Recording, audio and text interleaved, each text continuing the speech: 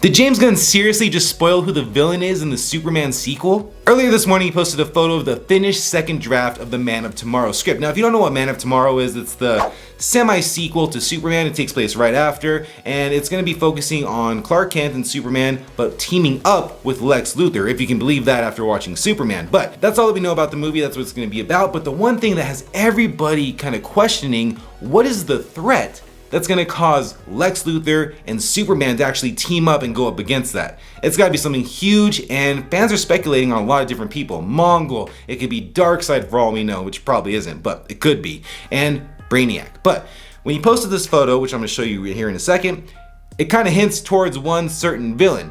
Here's the photo. So as you can see here, it says Man of Tomorrow. It has the DC Studios logo on it. It's written by James Gunn. This is the second draft, yada, yada, yada. The main focal point of this script, of this photo that he posted, is the picture of the head. And the thing is that this isn't a photo of Superman. It's not the Superman logo. It's not Lex Luthor. It's not really anything to do with DC or the characters. So it really makes you think this was crazy intentional. This was very deliberate. But what does it mean? Well, the main focal point of this is the brain.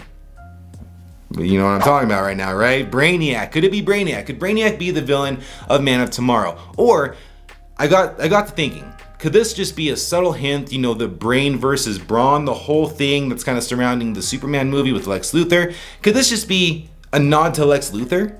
Just being the smartest man in the DCU or something like that? Like, that's really what it could be. But that's not as fun. Let's talk about Brainiac. If Brainiac is the villain in Man of Tomorrow, I'm gonna be really excited. I know a lot of people are gonna be really excited. The only downside, the only thing that I really worry about is, are they just gonna have him in this movie and then he's gone, right? Is it just gonna be a simple in and out type of thing, which I really don't wanna see in these comic book movies anymore. Give us the villain and build up the villain in this movie, in the next movie, whatever. Like, keep him around for at least a little bit. So that's what I hope, that if he is in this movie, keep him around for a little bit.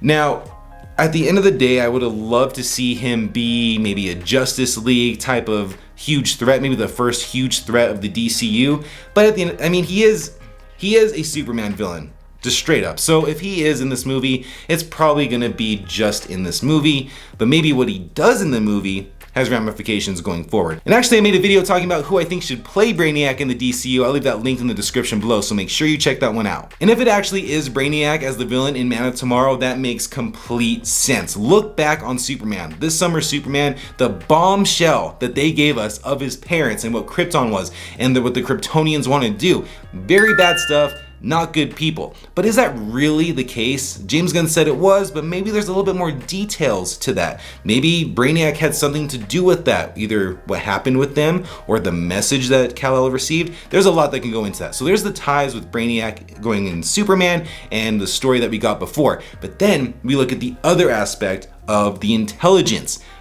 Lex Luthor is really the only person on this planet that can go up against Brainiac as far as being, you know, one step ahead and the tactician in that sense. So there's a lot of cool things that they can do with that. So if it is Brainiac, it really makes sense as the next step, as, you know, playing on the strengths of both the story as Superman, Lex Luthor, all of those different characters and the elements that the first movie set up. It makes a lot of sense to me. What do you think?